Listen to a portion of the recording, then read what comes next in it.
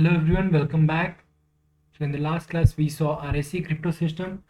Today we'll start with Rabin crypto system.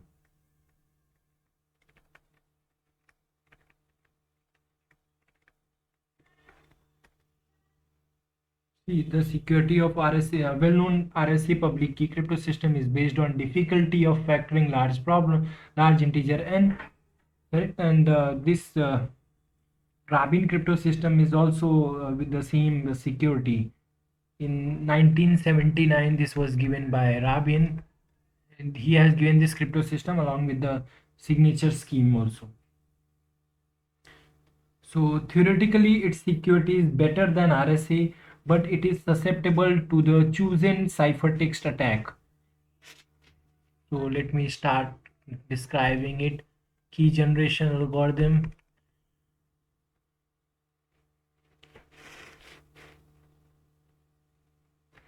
Here Bob chooses two large prime.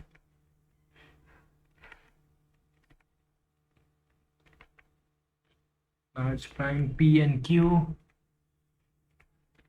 such that P is equal to Q is equal to 3 modulo 4, and then compute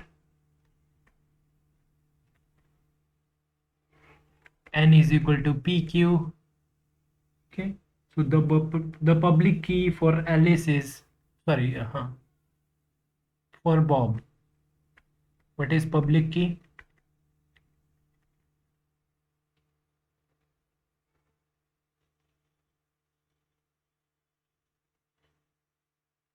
Public key is just n. And what is your secret key?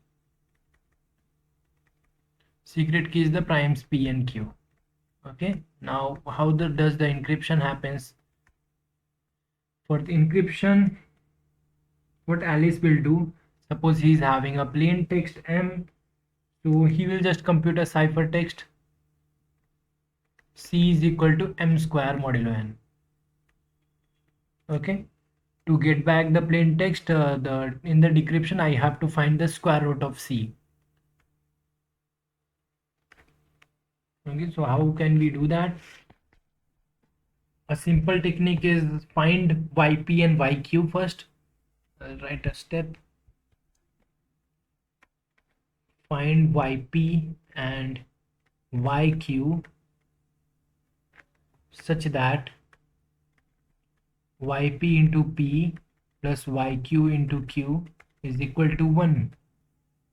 Okay, so once you got the YP and YQ, you can easily get and then compute MP.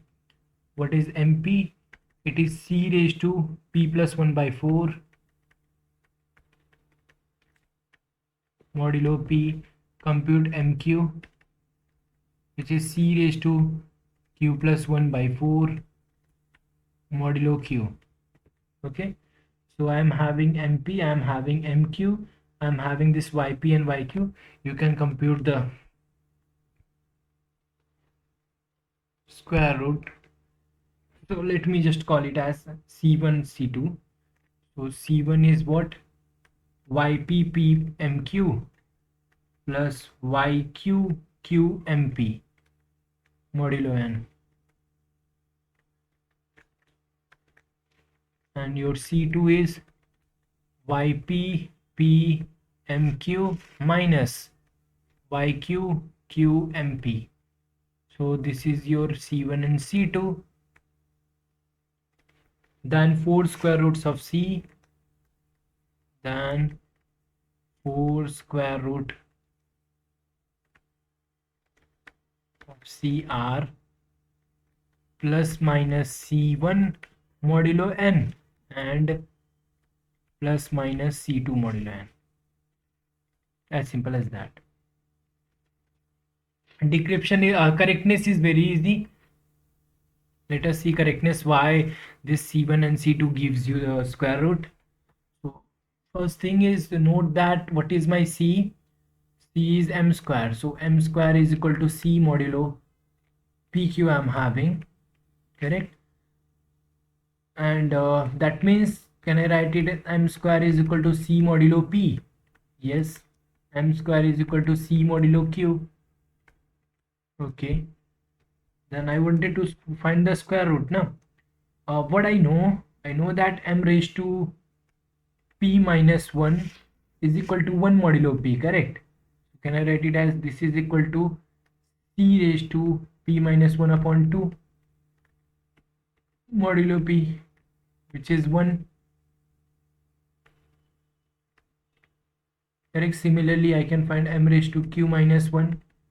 If I want to find m raised to q minus 1, we know that m square is c. So what is this? C raised to q minus 1 by 2 equal to 1 modulo q, correct? I'll write equal to 1 modulo q in the this one, modulo q. So I got m raised to p minus 1 is 1, m raised to q minus 1 is 1. So now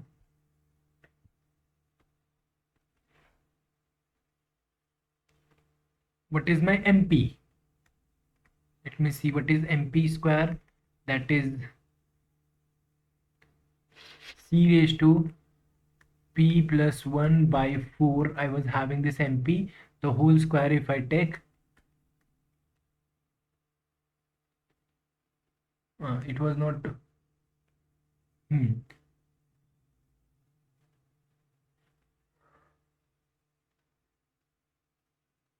so it will become c raised to p plus 1 by 2, okay, which can be written as c into c raised to p minus 1 by 2, correct? And if I'm taking modulo p, this will give me c modulo p, okay, as I have shown here, that is c raised to p minus 1 by 2 is 1 modulo p. Similarly, you can say that mq square is equal to c modulo q, correct? So mp and mq are the square roots of c under modulo p and q. Or you can easily say from this it is possible that this mp is the square root and mq is the square root modulo c, modulo p and q respectively.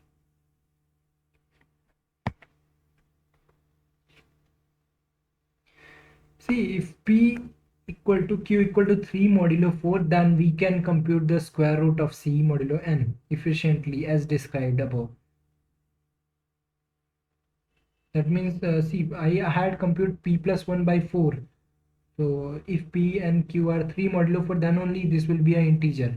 If you are taking p and q equal to 1 modulo 4, then we cannot compute the square root, but computation become more difficult. We can compute actually, but the computation will be difficult. We won't able to do that much easily as in this case. Now if we talk about efficiency of Rabin crypto system, we can compare the computational efficiency of RSA and Rabin crypto system. In RSA encryption, 1 exponent power e modulo n is required, whereas in the Rabin only requires squaring. We don't any because e can be anything in that case. Here we are just doing squaring. So Rabin crypto system is more efficient than RSA with smallest possible encryption key. Okay. Decryption in the Rabin system is as expansive as RSA decryption with CRT. It requires 1 exponential modulo P and 1 exponential modulo Q and 1 application of CRT actually. And there are so many cryptanalysis on a Rabin crypto system. Rabin crypto system is probable as secure as factoring, ciphertext only attack. But it is completely insecure under CCA, chosen ciphertext attack.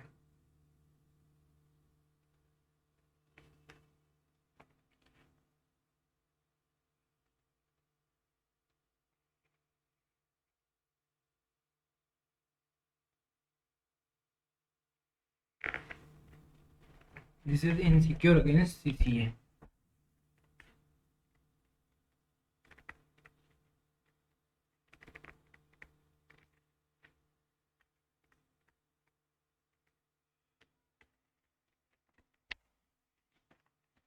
That means if an attacker can obtain a decryption assistant or to decrypt any chosen ciphertext, the decryption assistant plays exactly the same role as the algorithm used to find the square root of square root.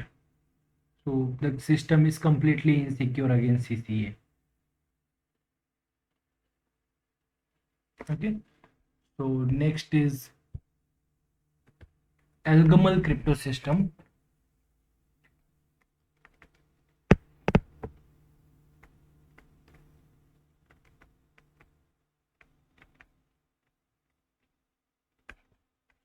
So last two crypto system we have seen the security lies on the factoring problem. So this crypto system was proposed by ElGamal in 1985, and the security lies on DLP problem, discrete logarithm problem.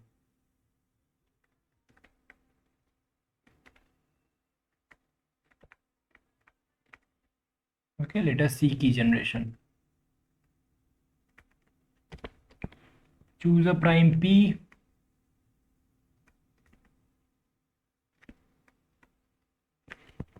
Construct the corresponding cyclic group.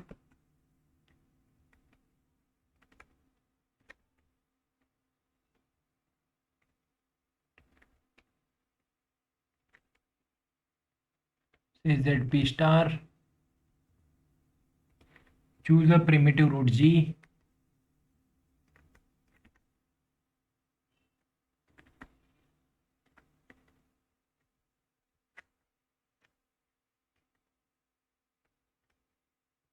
And an integer,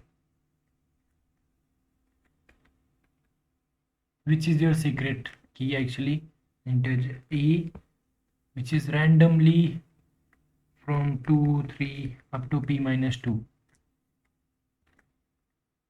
Compute, same as in the case of Diffie-Hellman.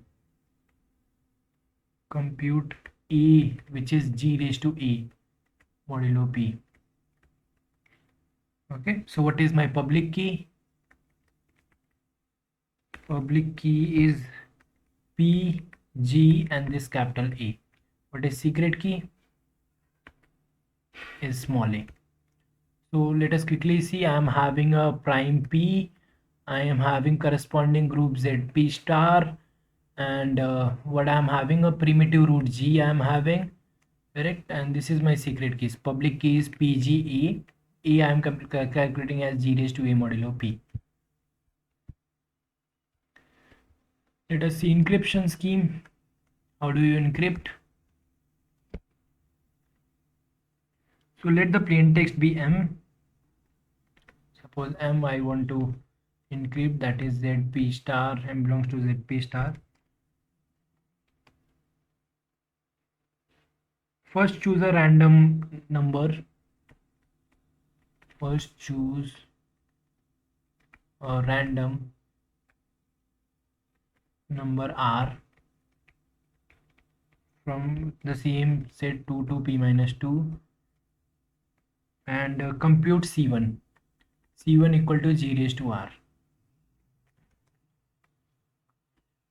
Compute C1 modulo P. And C2 is M into A raised to R, the random number whatever we had. M I had written small m, or let me just write here capital M. C2 is M into A raised to R modulo. So what is the ciphertext? The complete ciphertext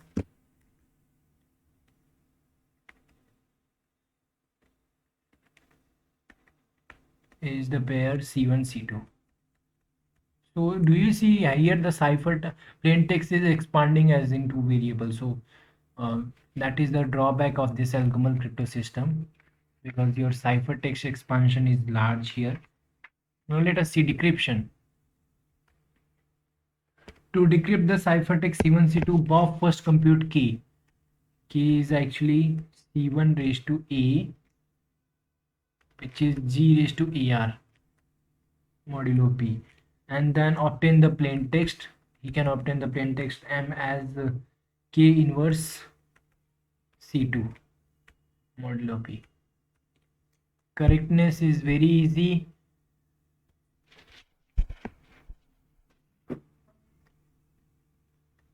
How do you check the correctness? Look at this. What I am saying, I am saying that K inverse C2. So what is K actually? K is C1 raised to A the whole inverse. And what is C? Now let us put the value of C1 and C2. What is my C1? It is G raised to R. So this will become G raised to minus AR. And here C2 is what? C2 is message multiplied with G raised to R. Actually it is M A raised to R, but A is G raised to A. So it is G raised to AR again, which is equal to M modulo P. I got my correctness. Okay. So if you talk about efficiency, ElGamal decryption like RSA decryption requires one modular exponentiation. But unlike RSA, the CRT, however, does not speed up the ElGamal decryption. RSA encryption requires only one modular exponentiation, whereas the ElGamal encryption requires two modular exponentiation and one multiplication. In the ElGamal crypto system, as I told you, the cipher text is twice longer than the plain text. This is called message expansion and is the disadvantage of this crypto system. However, the ElGamal crypto system is randomized crypto system, which can be regarded as an advantage. So due to this, ElGamal crypto system is semantically secure for some special prime, whereas RSA and Rabin are not.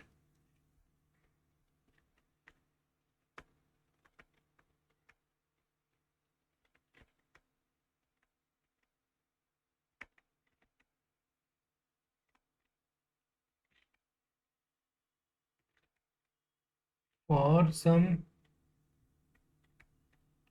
special prime. We'll come to that. What is the specialty in that prime? Before that, there is some relation between ElGamal and Diffie-Hellman. We'll see that.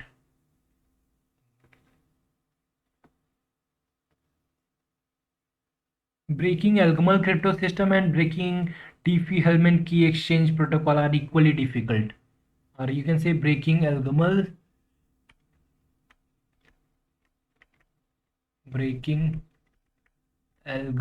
crypto system is not harder than computing DLP. You can see like this also, breaking ElGamal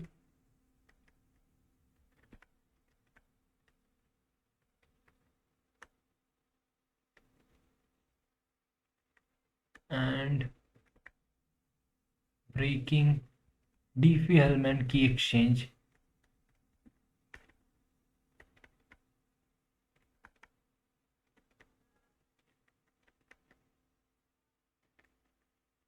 Protocol are equally difficult.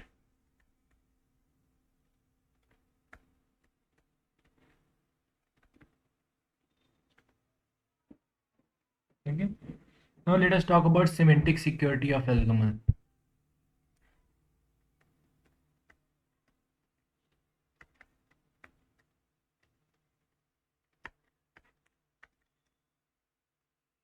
The ElGamal crypto system is randomized crypto system. It seems to be semantically secure, but it is not.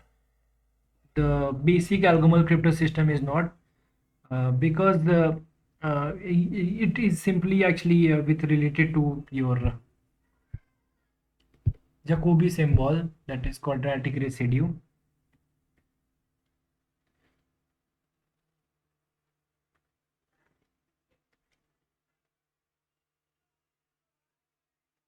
See, we know that see A equal to G raised to A.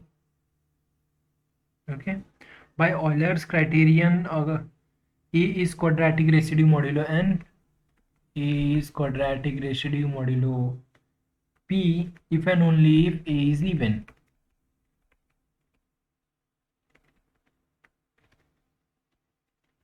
Okay, that means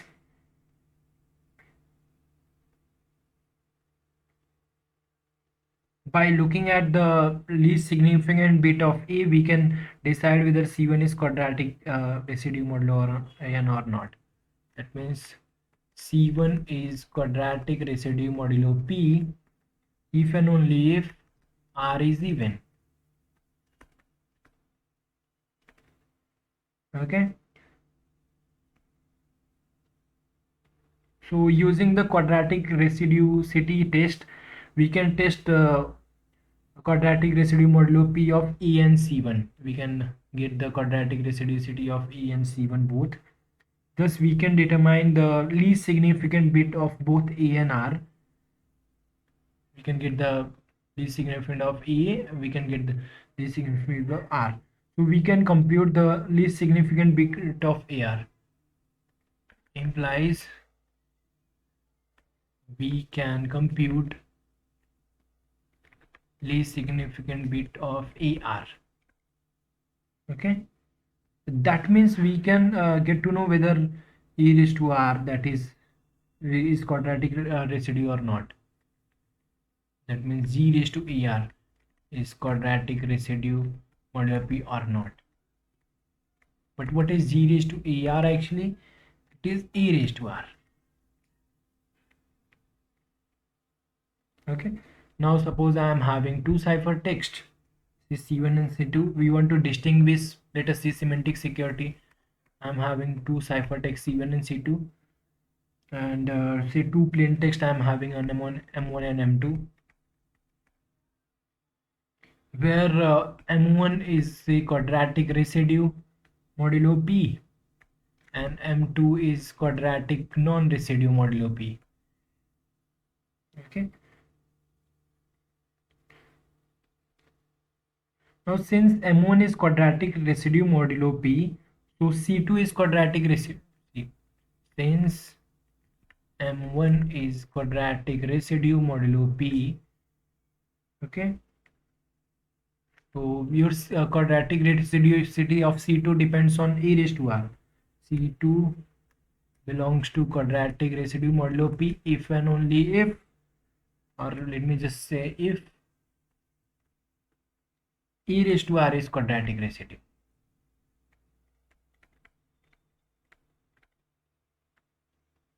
Okay, so thus it is clear that C1 C2 is encryption of M1.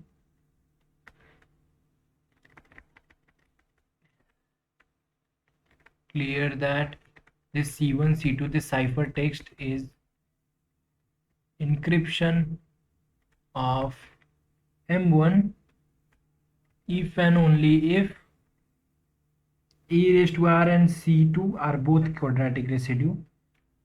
E raised to R and C2 are both quadratic residue modulo P, or both not, or both quadratic non-residue modulo P. That means we can distinguish. Thus, by testing the quadratic residuicity of A raised to R and C2, we can determine whether the M1 is encryption of that ciphertext or not. Okay, that's why this basic ElGamal crypto system is not semantic secure. But if we make some correction, if we make some changes, then we can remove this semantic security.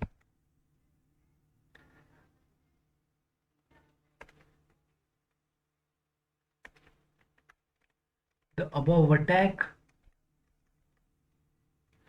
does not work if we take, if we work say A equal to G raised to A modulo P is in quadratic residue modulo P,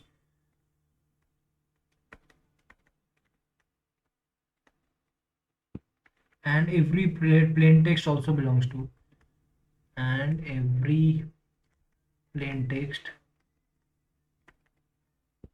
also belongs to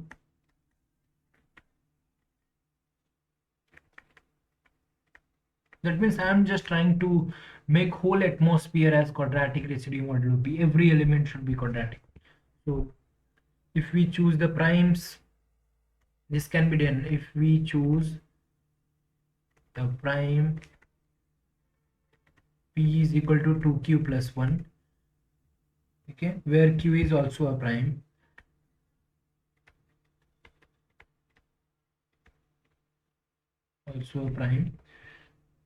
and if we choose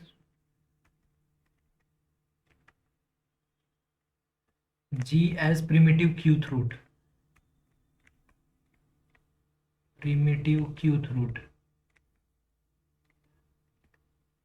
of 1 modulo p,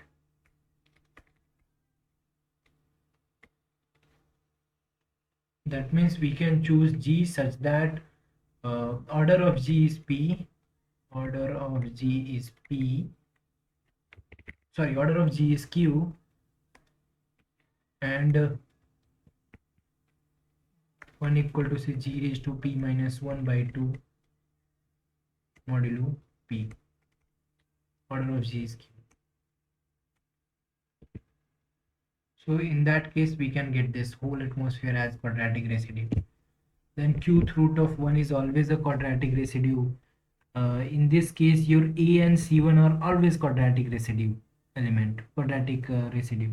So if both the plain text are quadratic residue, and then we won't able to distinguish between them, between the two plain text and the ciphertext. This version of ElGamal crypto system is conjectured to be semantically secure if DLP is intractable.